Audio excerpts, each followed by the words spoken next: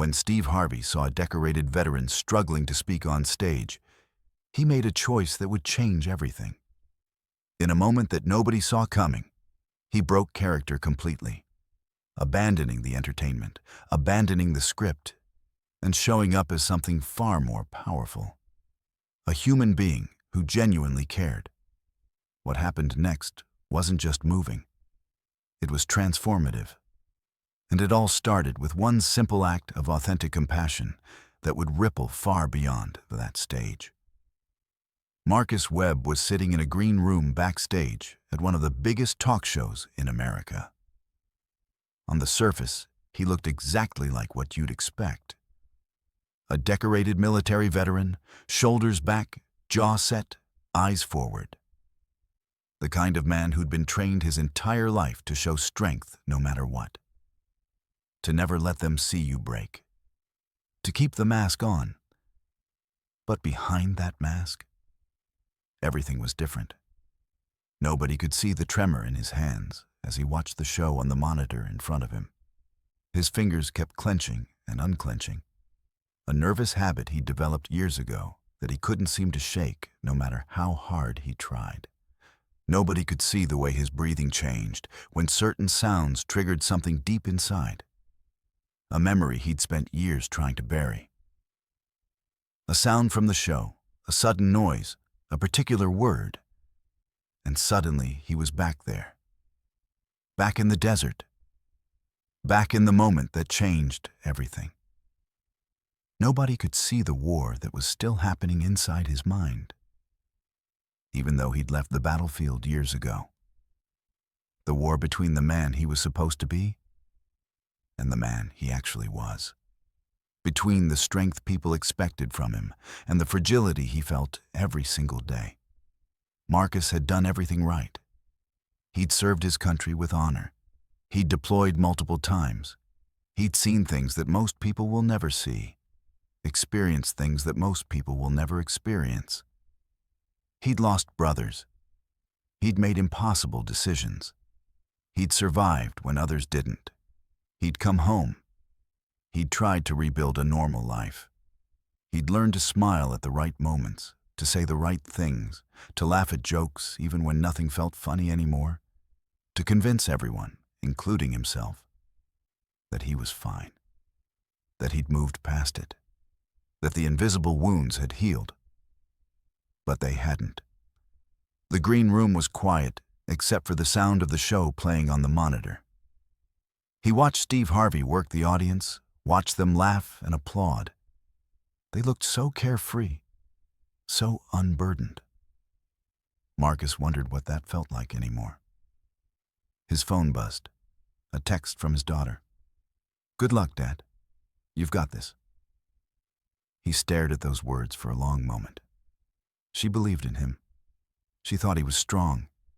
She didn't know that every time he closed his eyes at night, he was back in that Humvee. Every time he heard a car backfire, his body went into survival mode. Every time he tried to sleep, his mind wouldn't let him rest. She didn't know that coming on this show terrified him more than anything he'd faced in combat. A producer knocked on the green room door. The sound made Marcus's entire body tense.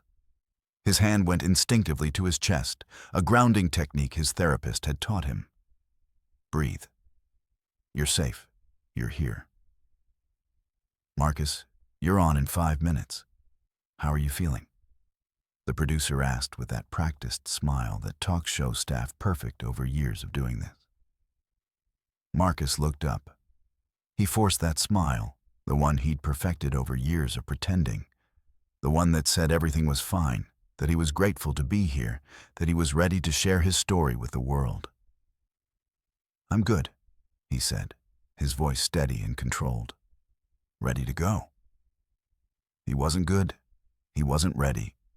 His heart was pounding so hard he thought the producer might hear it. His mouth was dry. His palms were sweating. But that's what you say when you're a man like Marcus. That's what you say when you've been trained to carry the weight alone, when you've been taught that showing vulnerability is weakness. when you've spent your entire adult life proving that you can handle anything. He stood up. His legs felt heavy, like they were moving through water. He could hear the audience out there. Thousands of people, millions more watching at home, all waiting to hear his story, all expecting him to be inspirational, to be strong, to be the hero that veterans are supposed to be, to give them a feel-good moment they could feel good about themselves for watching. What they didn't know was that heroes break too. They just usually do it alone, behind closed doors, where nobody has to witness it, where they can fall apart without disappointing anyone, where they can admit that sometimes the battle never really ends. Marcus took a deep breath. He could hear the audience applauding someone, probably a commercial break ending. The show was moving forward.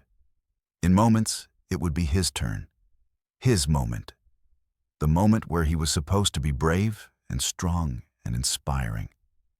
He straightened his uniform one more time, every medal in its place, every button perfect. He checked his reflection in the mirror. That mask was still in place. Good. It had to be. If it slipped, even for a second, everything would fall apart. He walked toward the stage, toward the lights, toward the moment he'd been dreading since the day he agreed to come on this show. His feet felt like they were moving in slow motion, even though he knew he was walking at normal speed. Time did strange things when you were terrified. The stage manager nodded at him. "You're up next. You ready?" Marcus nodded.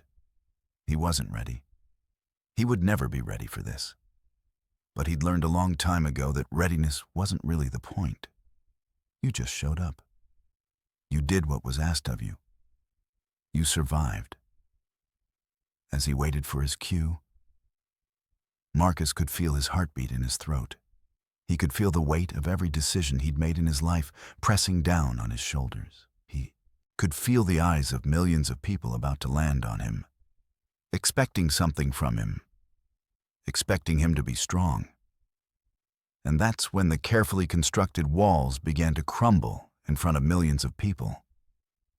The stage lights hit Marcus like a physical force the moment he stepped out from behind the curtain. Thousands of eyes turned toward him. The audience erupted in applause, genuine, warm, respectful. They were honoring his service before they even knew his story. That's what America does for veterans. We applaud them, we thank them, we tell them they're heroes. The applause seemed to go on forever.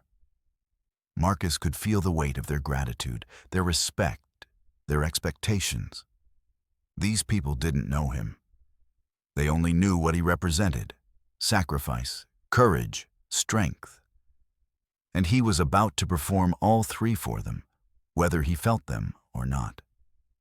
Marcus walked across the stage with the same measured pace he'd practiced 1,000 times. Shoulders back, head up, the mask firmly in place. Every step was deliberate, every movement calculated.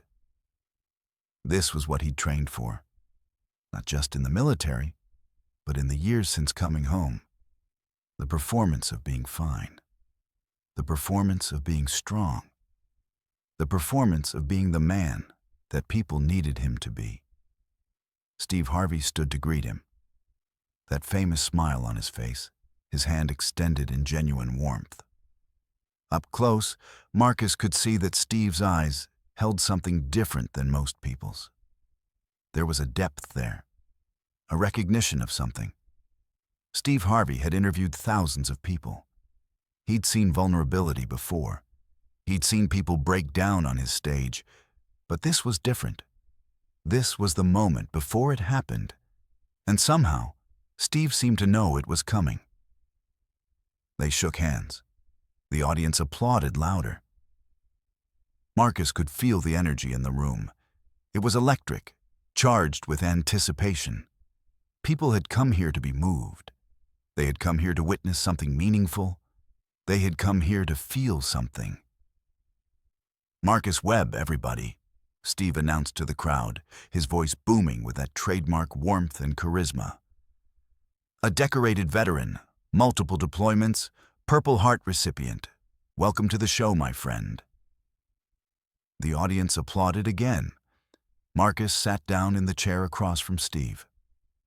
The audience settled into their seats, leaning forward slightly, ready to listen. The energy in the room was palpable. Everyone was ready to be moved, to be inspired, to witness something meaningful. They had no idea they were about to witness something far more raw than inspiration. They had no idea they were about to watch a man's carefully constructed walls crumble in real time. Steve started with the easy questions, the ones Marcus had prepared for, the ones he'd rehearsed in his mind 100 times, the ones he'd answered in interviews before, at speaking engagements, at veteran support events. These were the safe questions, the questions that allowed him to stay in control. So, Marcus, tell us a little bit about your service. Where did you serve? Marcus recited the sanitized version of his story, the one he'd told 1,000 times before, the one that was true but incomplete. He talked about his deployments, Iraq, Afghanistan, and a third deployment he didn't like to discuss. He talked about the honor of serving his country. He talked about the sense of duty that had driven him to enlist. He talked about his unit with pride, about the men and women he'd served alongside. He talked about the camaraderie, the brotherhood, the sisterhood, the sense of purpose that came from being part of something larger than yourself. All of it was true. None of it was the whole truth. The audience listened intently. Some nodded along, their eyes reflecting the respect and gratitude they felt. Some had tears in their eyes already, moved by his words, by what they represented. A woman in the front row was holding her hand over her heart. A man next to her was nodding slowly, as if recognizing something familiar in Marcus's story. Steve listened with genuine interest, asking follow-up questions that were thoughtful and respectful. He asked about specific moments. He asked about the training. He asked about what it felt like to serve. He was doing what good interviewers do. He was making the conversation feel personal, even in front of thousands of people. He was making Marcus feel heard. But then something shifted. Steve leaned forward slightly. His tone changed. It became less like an interview and more like a conversation between two people who understood that there was more beneath the surface. The smile was still there, but it had softened. His eyes had become more serious. "Marcus," Steve said, his voice quieter now, more intimate despite the thousands of people in the room. "I want to ask you something, and I want you to really think about this before you answer. What was the hardest part? Not the combat, not the physical danger, not the logistics of deployment or the challenges of military life, but the hardest part emotionally. What was the thing that really tested you? The thing that you've never fully talked about?" Marcus felt something tighten in his chest. This wasn't one of the questions he'd prepared for. This was Steve asking him to go deeper, to move past the highlight reel and into the real story. The story he kept locked away. The story he'd been avoiding for years. He could feel the audience leaning in. They could sense it too. That something was about to shift. That they were about to move from the comfortable territory of "thank you for your service" into something more real, more raw, more human. Marcus's hands gripped the armrests of his chair a little tighter. He could feel his breathing becoming shallow. He opened his mouth to give the safe answer, the one he'd given 100 times before. But something about the way Steve was looking at him, the way the audience was watching, the way the moment felt suddenly very real and very present, made him pause. "Well," Marcus started, his voice still controlled, but with a slight tremor underneath it.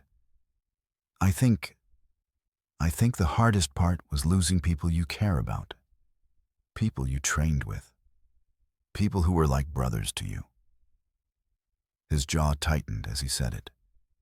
He could feel the emotion trying to bubble up from somewhere deep inside, but he pushed it back down. Not here. Not now. Not in front of millions of people. Not in front of his family, who he knew was watching at home. Not in front of the other veterans in the audience who were looking to him to be strong. Steve nodded slowly. He was reading Marcus. Really reading him. Not just listening to his words, but observing his body language, his tone, the subtle shifts in his expression. Steve had spent decades perfecting the art of seeing people. And he was seeing Marcus right now, really seeing him. "Tell me about that," Steve said gently. "Tell me about someone specific, someone whose face comes to mind when you think about loss." Marcus's hands gripped the armrests even tighter. His knuckles were turning white. He could feel his breathing becoming more rapid. He started talking about his best friend, about a man named James, about how they'd grown up together, enlisted together, trained together, deployed together. About how James had been like a brother to him, not just in the military sense, but in the way that only people who've been through combat together can understand. His words came out measured and controlled at first, but his voice had lost some of its steadiness. There was a quiver underneath the surface. There was emotion pressing against the walls he'd built to contain it. "We were on patrol together," Marcus continued, his voice becoming quieter. "It was supposed to be a routine mission. We'd done it 100 times before. But nothing was routine. Nothing was ever really routine, even when it seemed like it was." Steve asked another question, then another, each one pushing a little deeper, each one asking Marcus to go a little further into the pain he'd been carrying alone for so many years. Each one stripping away another layer of the protective armor he'd constructed around his heart. Marcus kept answering. He kept trying to maintain control. He talked about the explosion. He talked about the moment everything changed. He talked about the confusion and the chaos and the helplessness of that moment. But with each question, the cracks in the mask were getting wider. His answers were becoming shorter. His jaw was tightening more visibly. The audience could sense it. Even people who'd never experienced trauma could feel that something real was happening. Something raw. Something that went beyond the typical talk show formula. Something authentic. There was a woman in the audience with tears streaming down her face. There was a veteran sitting a few rows back who had his hand on his chest, his eyes closed, as if he was feeling every word Marcus was saying. There was a man in the back who looked like he couldn't breathe. "Marcus," Steve said, his voice gentler now, almost a whisper despite the thousands of people in the room. "When you think about him, about James, what's the first thing that comes to your mind? Not the mission, not the logistics. But when you close your eyes at night and you think about him, what do you see?" Marcus opened his mouth to answer. He had prepared an answer for this. He had a story ready. A memory that was touching but not too painful. Something that would honor his friend without completely falling apart. Something that would allow him to maintain control and dignity and the image of strength that everyone needed him to maintain. But the words wouldn't come. He tried again. His throat felt tight. His eyes were burning. He could feel the emotion rising up from somewhere deep inside him, somewhere he'd locked it away years ago. Somewhere he'd promised himself he would never let it out. Not publicly, not in front of witnesses, not where it could be recorded and replayed and shared across the internet for millions of people to see. Not here, not now, not in front of all these people. but his body had other ideas. Marcus's voice caught mid-sentence. It was just a small thing, a slight break in his words, a momentary loss of control. But it was enough. It was the first crack in the dam. And once that crack appeared, everything else started to follow. He could feel tears forming in his eyes.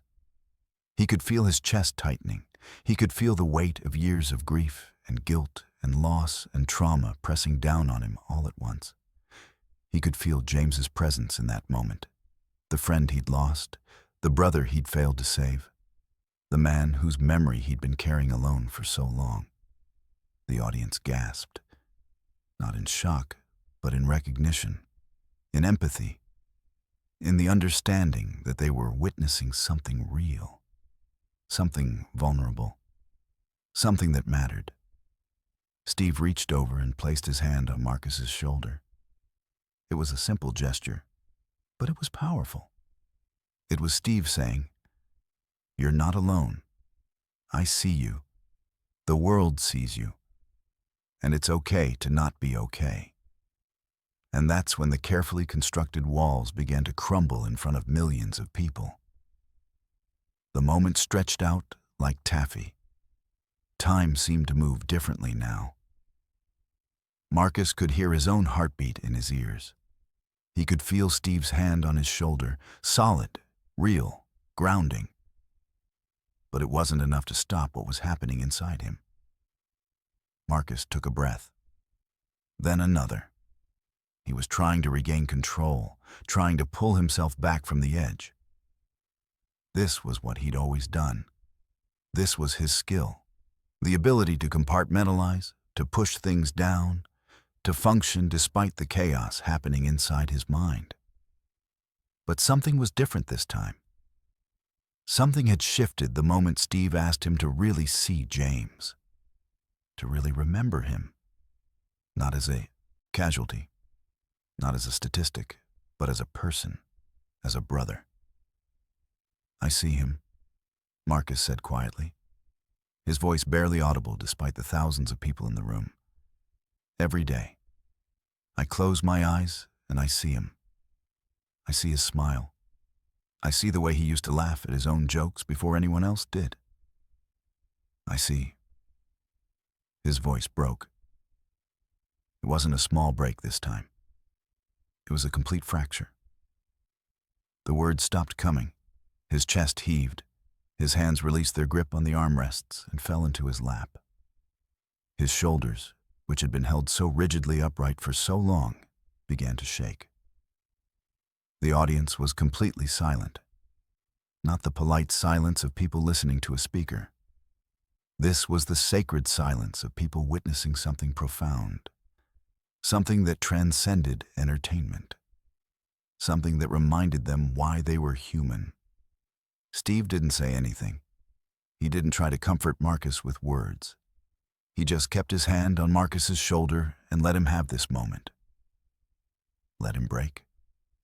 Let him be human. Marcus's eyes filled with tears. Real tears. Not the kind you can control or hide or manage. The kind that come from somewhere so deep inside you that there's no stopping them once they start. The tears came down his face, and he didn't try to wipe them away. He just sat there, broken, exposed, vulnerable in front of millions of people. A woman in the front row was crying openly now. A veteran in the audience had his face in his hands. The man Marcus had seen earlier with his hand over his heart was now wiping tears from his own eyes. The energy in the room had shifted completely. This wasn't a talk show anymore. This was a cathedral. This was sacred space. This was the moment when pretense fell away and only truth remained. "I couldn't save him," Marcus said, his voice raw and broken. "I was right there. I was right next to him. And I couldn't save him. And every single day for the last 8 years, I've wondered if there was something I could have done differently. Something I could have said. Something I could have changed." He paused, struggling to breathe, struggling to form the words that he'd never spoken out loud before. He had a daughter, Marcus continued, each word seeming to cost him something. He had a little girl who was 3 years old when he died. He had a wife who was pregnant with their second child. And I came home. I got to come home, and he didn't. And I don't know how to live with that. I don't know how to wake up every morning and know that I'm alive, and he's not. Steve's hand remained on Marcus's shoulder. The gesture was simple, but it was everything. It was saying, your pain matters, your grief matters, you matter. The camera captured every moment of it. The breaking, the vulnerability, the raw, unfiltered grief of a man who'd been carrying too much for too long. And somewhere, in living rooms across America, people were watching. Veterans were watching. Military families were watching. People who'd lost loved ones were watching. And they were seeing themselves reflected in Marcus's tears. Marcus wiped his eyes with the back of his hand. He took a shaky breath. He tried to compose himself, but it was clear that the carefully constructed walls were no longer standing. They'd crumbled, and what remained was just a man, just Marcus, just someone who'd been hurt and was finally allowing himself to feel it. "I'm sorry," Marcus said, his voice still shaking. "I didn't mean to. I came here to talk about service and honor and—" "No," Steve said firmly, his own voice thick with emotion. "No, Marcus. This is exactly what needed to happen. This is the real story. This is the truth that nobody talks about. This is what it really costs." The audience began to applaud. It wasn't the polite applause from when Marcus had first walked out on stage. This was different. This was respectful and reverent and full of recognition. This was people acknowledging that they'd just witnessed something important, something that mattered, something that would stay with them long after the show ended. Marcus sat there, tears still flowing, his body still shaking slightly. The mask was completely gone now. There was nothing left but the truth, the pain, the grief, the weight of survival when others hadn't survived, the burden of being alive when your best friend wasn't. "Tell me about James," Steve said gently. "Tell people who he was, not as a soldier, but as a person, as a man." Marcus took another shaky breath, and then he started to talk. He talked about how James used to sing off-key in the shower and not care who heard him. He talked about how James had this infectious laugh that could make an entire room smile. He talked about how James was the kind of friend who would give you the shirt off his back. He talked about how James loved his wife so much that he'd talk about her constantly, showing pictures to anyone who would look at them. He talked about how James wanted to be a teacher when he got out of the military. He wanted to teach history to high school students and inspire them the way he'd been inspired. As Marcus talked, he was no longer just a veteran. He was a friend. He was a brother. He was a man grieving the loss of someone he loved. And the audience wasn't just listening to a talk show interview anymore. They were listening to a eulogy, a celebration of a life, an acknowledgement of a man who'd mattered. He was supposed to make it home, Marcus said, his voice breaking again. He was supposed to teach those high school kids. He was supposed to watch his daughter grow up. He was supposed to be here. And I don't know why I made it and he didn't. I don't know why I got to come home and he didn't. Steve leaned back slightly, giving Marcus space to breathe, to process, to exist in this moment of raw vulnerability. "That's called survivor's guilt," Steve said quietly. "And it's real. It's valid. And you're not alone in feeling it." Marcus nodded, tears still streaming down his face. He looked directly at the camera, at millions of people watching at home. And in that moment, Something shifted. The walls didn't just crumble. They disappeared entirely. What remained was a man willing to be seen, willing to be vulnerable, willing to say the things that veterans aren't supposed to say.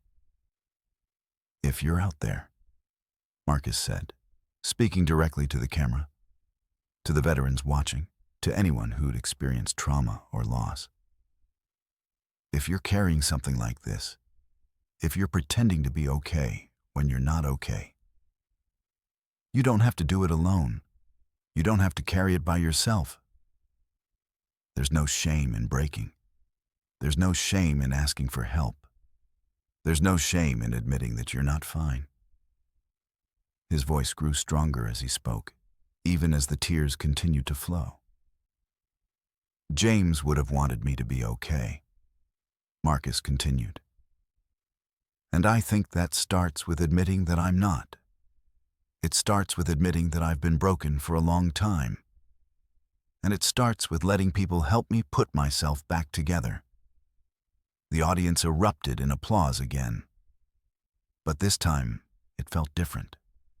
This time, it felt like acknowledgement, like witness, like the world saying, "We see you, we hear you, and you matter."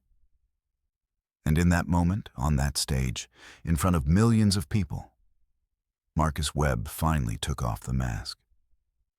And he discovered that the world didn't reject him for it. The world held him. The applause continued as Marcus sat in the chair, tears still wet on his face. Steve's hand remained on his shoulder, a silent gesture of support. The energy in the room had fundamentally shifted. People were wiping their own eyes. This wasn't just a talk show anymore. This was sacred space. Steve turned to Marcus, his own eyes glistening. "Thank you," Steve said simply. "Thank you for being real." Marcus nodded, unable to speak. His throat was too tight, his emotions too raw. "We're going to take a quick break," Steve announced. "When we come back, we'll talk about what comes next for Marcus." Backstage, a producer rushed over with tissues and water. Marcus drank deeply, trying to soothe his raw throat. His hands were still shaking. His entire body felt like it had been through something traumatic, which it had. Steve came and sat beside him. "You did something really brave out there," Steve said quietly. "I fell apart," Marcus replied. "No," Steve said firmly. "You told the truth. That takes more courage than anything I've ever seen." 5 minutes later, they were back on stage. The audience applauded warmly. "Marcus, before the break, you shared something incredibly vulnerable," Steve said. "What happens now? What comes next for you?" Marcus took a breath. His voice was hoarse but steady. "I've been in therapy for 6 months now," he said. "My therapist has been telling me I need to stop performing strength and start being human. I think I was wrong to resist that." He paused.